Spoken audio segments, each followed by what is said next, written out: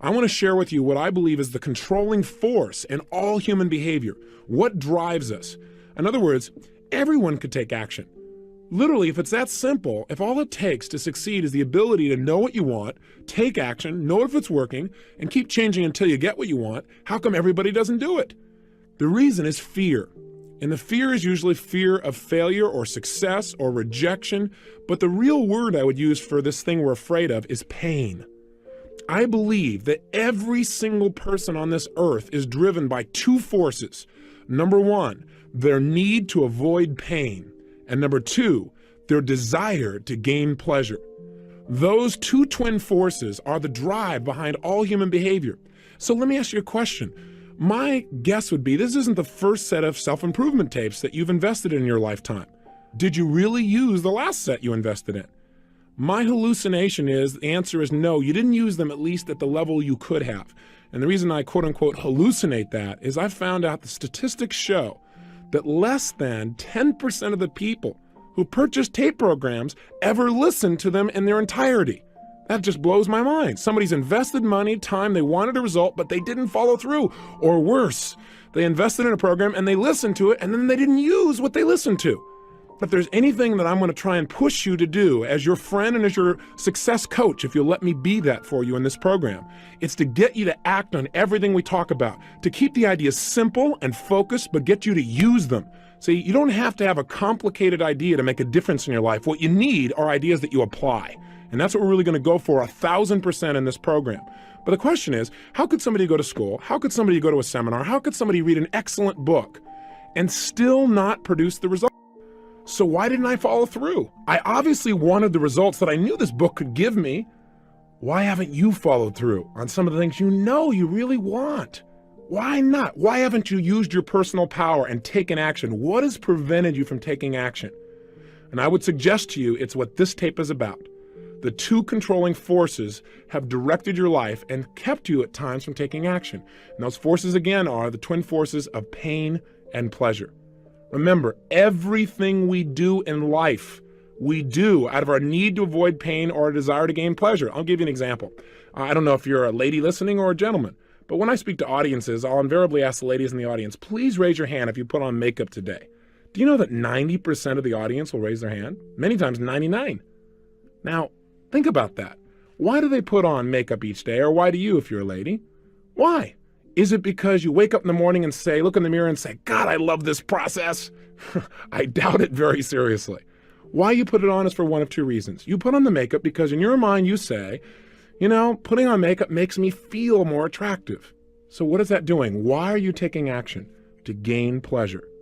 Or you might say, well, gosh, when I put on makeup, people think I'm more attractive. They feel more attracted to me, which again makes you feel good. It makes you feel a pleasurable type of feeling. That's why you do it. Now, some people wake up in the morning and that's not why they put on makeup. Some women wake up in the morning and they say, how come men don't have to do this? Right? But they still do it. Why? Because their brain says, well, if I don't put it on, somebody's going to say, what happened to your face? Right? And some people, of course, do it for a combination of the two. The point is, the only reason they put it on is to avoid pain and to gain pleasure. Some combination of those things. Hey, have you ever procrastinated? You say, what a dumb question. Of course. What is procrastination? It's the opposite of using your personal power. It's being immobilized. It's needing to do something and not following through.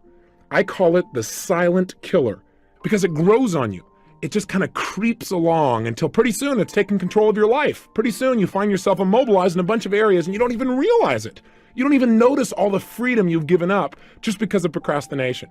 So what is it though? Why do we procrastinate? Why do we not use our power, which is what we talked about in the first tape? Let's figure out what stops us. The reason is when we procrastinate, it's because we think that taking action, whatever action we're putting off, that taking that action would be more painful than doing nothing or not taking action. That's the bottom line. In other words, by not taking action, now, where else do they affect you? Well, let's take a look. Do you overeat? Some people say, well, I'm going to go on a diet. Yep, I'm just going to go out there and I'm going to starve myself and then I'm going to be real skinny. How often does that work? Now, I'd say slim and none. In fact, studies show that 95% of the people who go on a diet within 2 years have not only gained the weight back, but have also usually gained an additional 2 pounds beyond the weight they were on when they went on the diet in the first place. See, trying to create more pain in your life rarely works because I got to tell you something. The need to avoid pain is biological. It's built into your nervous system. Why? Because it's a survival mechanism. And your brain is going to fight like crazy anytime it sees that you're asking it to do something that's going to lead to pain. So what do we need to do to change our eating patterns? What do we need to do so we get permanent weight loss and we have the physical health we want? Well, the first thing I would do if I were you is I'd find some of the foods that you're obviously addicted to. In other words, foods that you eat on a regular basis and you eat them in excess. Why do you eat them in excess? You go, well, because when I was growing up, these and these things happened to me. No, that's not true. There's only one reason you eat more food than you should, because it's pleasurable, because you like to eat that chocolate, because you think, Godiva of chocolate, and you just go into a state where you got to have it. See, you associate deep, deep pleasure, and that's why you go for it. Now you say, yeah, but being fat is really painful. That's true. But the reason you ate the chocolate, because in that moment, what was more real to you? The pain of being fat or the pleasure of the chocolate? I would assume that it was the pleasure of the chocolate if you're overeating. So what we've got to do to make a change in our life is not go out and discipline ourselves, but to change what we link pleasure and what we link pain to. So what if you saw somebody that you were really attracted to and you wanted to be with them, you wanted to develop a relationship, but you didn't follow through? How come? Real simple, isn't it? Because you associated more pain to walking up and asking him for a date than not doing it. You thought, well, gosh, but if I could do it, I could have the pleasure. But which one was a more powerful motivating force? The pleasure of being in a relationship or the potential pain of being rejected? If you didn't follow through, I'm sorry to sound so simplistic, but let's talk about what really drives human behavior. And I think there are certain basic fundamentals that drive our behavior. When we understand them, we can start to utilize them to change our life. And if we don't understand them, then what we do is we keep running up against the brick wall. Have you experienced that? Where you're trying to make a change, but it never happens. Why? Because your internal associations about pain and pleasure haven't changed. In other words, you keep thinking, if I do this, it's going to mean a ton of pain. And so you stop short. I mean, a classic example is in relationships. You know, a lot of people in life get this bug. They say, I want to be in a relationship. Why? Because they think being in a relationship would mean lots of what? Pleasure, love, happiness, security, being close, all those special feelings, spirituality, right? That feeling of oneness. Then they get in a relationship and they say, I don't want to be in a relationship, right? All of a sudden they begin to think relationship means pain. Or worse, they think a relationship is the most incredible thing in the world. They love this person. They give 1,000% of themselves. They think about them constantly. And then as time goes by, something happens. And this person, let's say, leaves them or breaks up with them or smashes their heart. The challenge is this. Most people have not learned how to deal with it. Most of us don't consciously look at what we link pain and what we link pleasure to. And so our lives are in reaction instead of in control. So for example, let's say you had a great relationship, somebody you really loved, gave 100% as we started to talk about. And then all of a sudden, one day, something bad happens. They cheated on you, they left you, they lost interest, they were less motivated or attracted than you were. What happens for some people is they have this thing called pain at this moment. And what they link up in their mind is relationships equal pain. Now there's a problem, because also in their mind, they have this other association in their nervous system, and that association is relationships equal pleasure. So what happens in the future? Well, for a long time, this person will probably avoid relationships. You know, they won't get too attracted. They won't express themselves real fully, or they'll be a little bit more closed down. Does this sound like somebody you know? Maybe somebody you know personally? And then what happens is eventually, you know, maybe some of the pain wears off and they see somebody and they get attracted or they develop a neat relationship and it starts to grow. But there's a point in the relationship when it's going really, really well, when all of a sudden that person begins to sabotage the relationship. Now, have you ever done that? Usually it's because inside your mind, something has happened and your brain's going, oh my gosh, I'm getting all this pleasure. But I know what's happening next. Relationships will equal pain eventually, so I better get out quick before the pain gets here.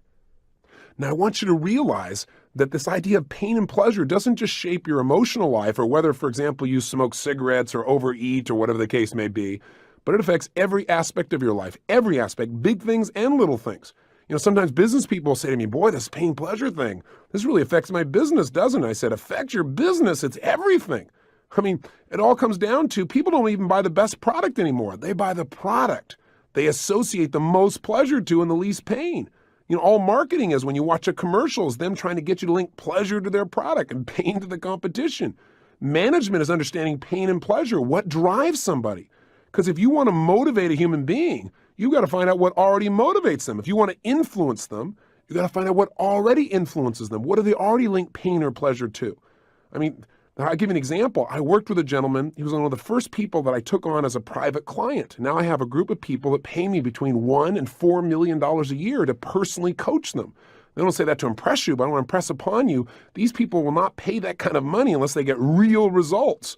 And this man was the first client I took on, was a man who made $500 million in one day, one of the top financial traders in the world. That's pretty amazing. But then he went through this challenge. And the challenge was he couldn't get himself to make any money. For almost 9 straight months, he was losing money.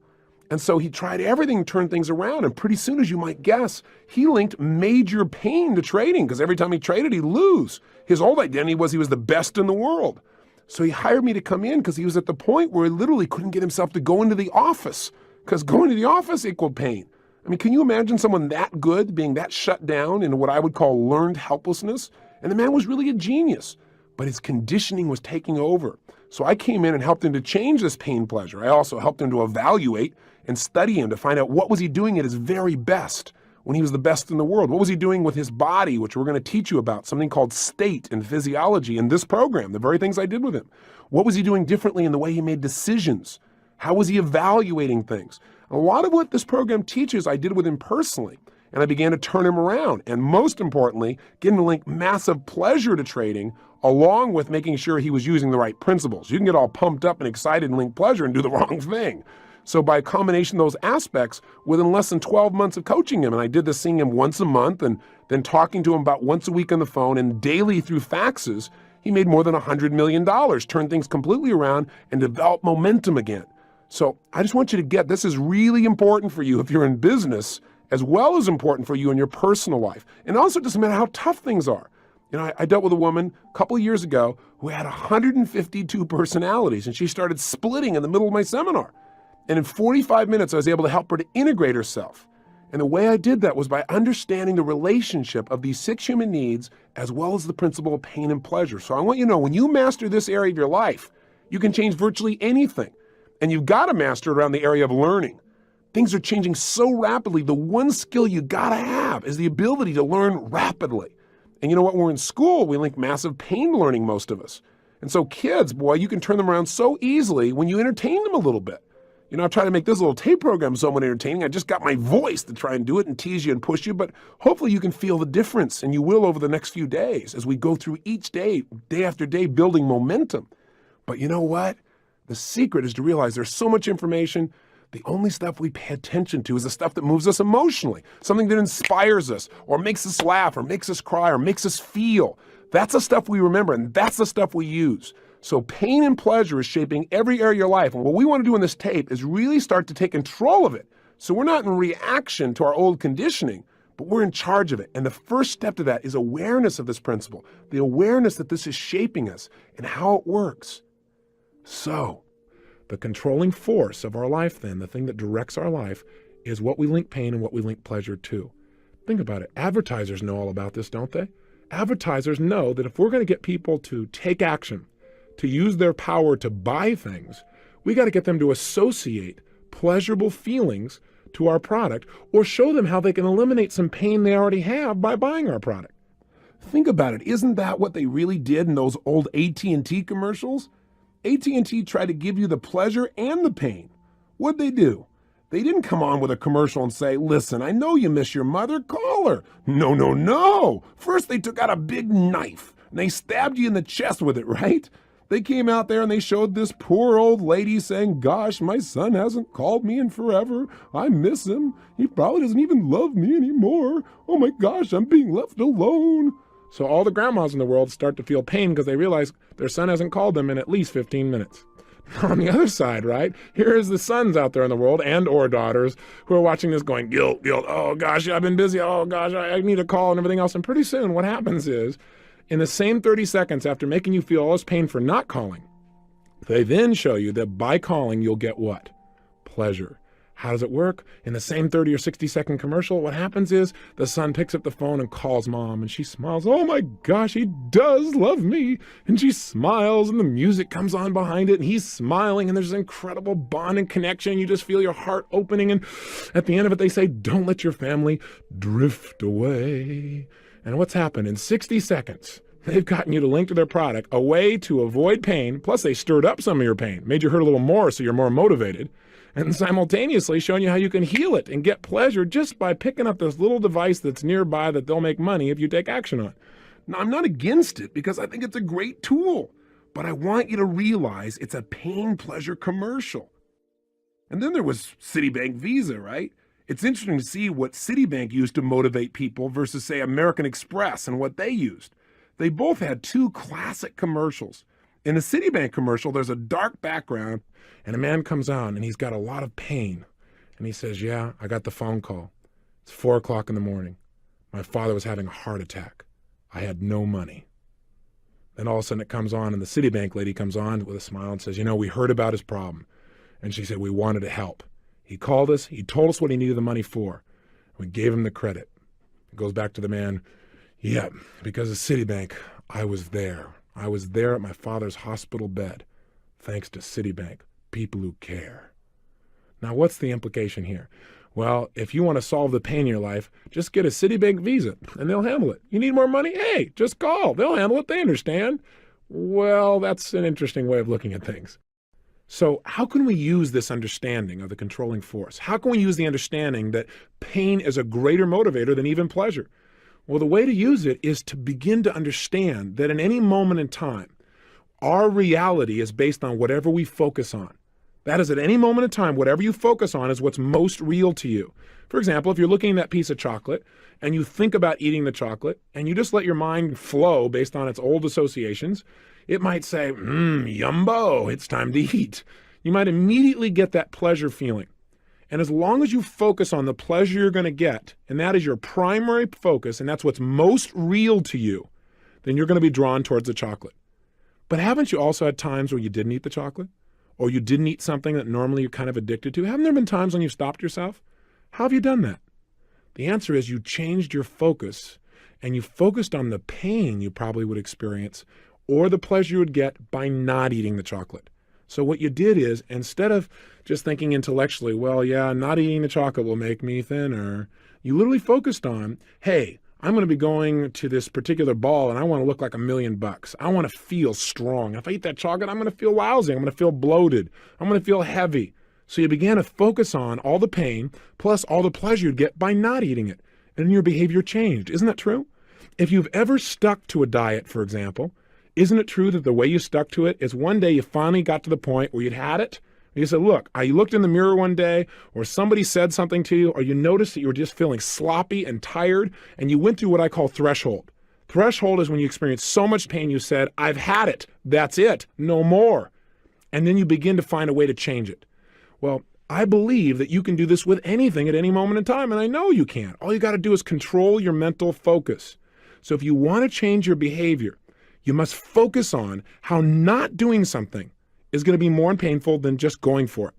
In other words, link not taking action as being more painful than just doing it. Just the way we talked about with procrastination, do it to yourself up front. Don't wait till life puts you in a pressure situation where you feel like you have to do something.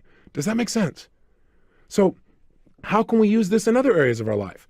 Do the same thing. You want to connect with somebody, you want to make sure you communicate with them, then think about, if I don't do this, I know I feel busy, I know I feel overloaded, but if I don't call them here on their birthday or on Easter, how's it going to make them feel? How am I going to feel? That would be painful. If I just made the call and I connect with them and they feel appreciated, how's that going to make me feel? Pleasurable. Use pain and pleasure instead of having pain and pleasure use you. That's the secret to success. You do that and you're in control of your life. You don't do that and life controls you. And unfortunately for most people, life controls them. So let's change it And in the next tape, we're going to talk about specifically how to change what we associate pain and pleasure to. But step number one is just getting clear that this is the controlling force of your life. If there's anything you want to do and you can't figure out why you're not doing it, there's a simple answer. You link more pain to doing it than not doing it. Hey, if you don't have enough money, for example, I know that's an issue for a lot of people. It was for a good deal of my life. If you don't have money, there's only one reason. You link more pain to having more money than to not having it. Now you say, okay, Tony, you've been okay up until now. Now you've gone over threshold. I don't buy that theory. Hey, I wouldn't have bought it either, but it's true. I've got to tell you something. You're an intelligent person. You have the ability to produce results. You had enough personal power to make a phone call, put your money on the line, and now you're following through and listening to it. You're in that top 1/10 of 1%, literally. I mean, you aren't just somebody who's just hanging out. You're willing to do something about it. Even with all of that, your ability to follow through, if you don't have the money that you want in your life, imagine motivating your life as being a scale, if you would. And on one side is pain and the other is pleasure. And your brain is always weighing, if I take this action, what's it going to mean? More pleasure and less pain, or more pain and less pleasure? If you're not following through, it's because you've got that scale weighted in the opposite direction as it needs to be. And if you're going to change your behavior and use your personal power, then you've got to change what you associate pain and pleasure to. If you're sabotaging your success in any area of your life, it's exactly the same reason. You're having what I call approach avoidance. That is, you have a mixed set of associations about pain and pleasure. As I gave you the earlier example, in a relationship, I want to be in a relationship. It'll mean pleasure. But then you get into it and you start to notice some things and your brain says, oh, it might end. It might mean pain. And so you start to make relationships work and you sabotage them. You may do the same thing financially. I want money because money will mean for me maybe more freedom, or I could give to my friends, or I could buy my kids something, or I could travel the world, or I could learn something new, or I could hire this best coach in the world to do something for me. And yet at the same time, your brain's going, yeah, but then I'll get judged, or yeah, I'll have to give up all this stuff, or I'll have no time with my family and all this pain. And so you don't follow through and you begin to sabotage financially. If you're going to change that once and for all, forever, you've got to right now decide that you control the focus of your mind. And that if you're not following through, all you have to do is focus on what's the pain I'm going to have if I don't do this. Most of us focus on, well, what will be the pain if I take action? And we keep ourselves from using our personal power. Your focus has to be, what will be the pain if I don't do it? What will be the ultimate price if I don't follow through? What will it cost me emotionally, spiritually, physically, financially, in my life? What will happen to the juice and passion of my life if I don't follow through? If you start asking those questions, you'll be able to motivate yourself. And when we get into the goal setting workshop in this program, you're going to find that I'm going to show you not only how to set goals and find out why. So let me give you an assignment. And then tomorrow, we're going to show you how to make changes rapidly. But let's make some changes right now, okay? Take out your journal. I want you to write down 4 actions that you need to take in your life that you've been putting off. Now, I know you made some decisions a day or so ago, but I want you to look at 4 more things. What are 4 actions that you need to take? Maybe you need to lose some weight. Maybe you need to stop smoking. Maybe what you need to do is need to make a phone call you haven't followed through on. Maybe it's initiating a new job interview for you. Maybe what it is communicating to somebody that you really, really are attracted. Or maybe it's you're in a relationship with somebody and you haven't communicated how much you really love them in a long time, real directly. You're kind of taking it for granted. I don't know what it is. But I want you right now to write down what are 4 actions that you could take immediately that you've been putting off. You know you should take, but you haven't done it. Again, make these 4 different than the ones you already did yesterday. Don't go, oh, I did 2 of them yesterday, so that means I have to do 2 more today. No, remember I said each day we're going to do a little more? We're going to increase the weights. We're going to develop more muscle, more will, more power. That's what we're doing right now. So you're going to write down 4 new actions, right? 4 simple actions that you're going to take. And then what I want you to do is I want you to be honest with yourself. I want you to write down under each action that you've not taken that you know you should. I want you to write down what is the pain that you associate that's kept you from taking action in the past. Let's just get clear. Because I guarantee you that if you've not taken action, it's because you associated more pain to taking action than not. Okay, you've heard that about 19 times, but you're going to hear it again and again until you start to use it. You know, I once heard a story about this great minister, and people came to his church and they listened to him, give this great sermon. And it was a phenomenal sermon. And then they came back the next week and he got up and gave the same sermon. And the third week it was the same sermon. And after about 5 sermons in a row of the exact same sermon, a couple of the elders in the church decided to pull the minister aside and see if he was okay. And they said, sir, I don't know quite how to communicate this to you, but are you aware that some of what you've been saying has been pretty much identical as to what you said last week and the week before and the week before? And the minister just smiled very calmly. He said, oh, I'm glad you noticed. I said, well, why are you doing that? He said, I'm going to keep doing this sermon until you guys start applying it. So if I sound like I'm giving a sermon that sounds like the same one, it is. We're going to make sure you apply it and make sure you embed it.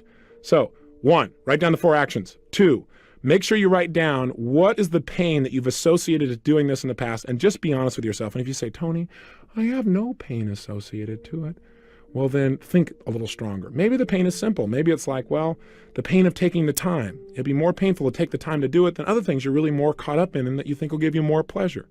But write it down. 3rd step, I want you to write down all the pleasure you've gotten by not following through. Because sometimes by not following through, it's giving you pleasure too. You go, well, I don't understand. Well, let's say, for example, you think you should lose some weight. And that specifically, in order to get that done, one of the actions you should take is to stop eating mass quantities of chocolate or sugar or cake or whatever it is, okay? Now, why haven't you done that? Well, answer number 1, because you associate pain to dieting. In fact, what are the first 3 letters in the word diet? That ought to give you a clue why most people want to avoid it. Right? They feel like they're dying. The bottom line is that's kind of painful. So what have you done? You've associated taking something away. Loss equals pain for most of us. If we feel like we're losing something or giving something up, we feel like losing weight, it's going to be painful. So you go, well, gosh, I would be taking something away. I would be taking away things I used to have pleasure eating. So that's pain. What are all the pains that you would associate? Step 3, what's the pleasure you get by still eating? Well, you get the pleasure of eating chocolate. You get that momentary feeling inside. So that's step number 3. Step number 4, I want you to write down the opposite. What do I mean by that? What I mean is I want you to write down what it will cost you if you don't change.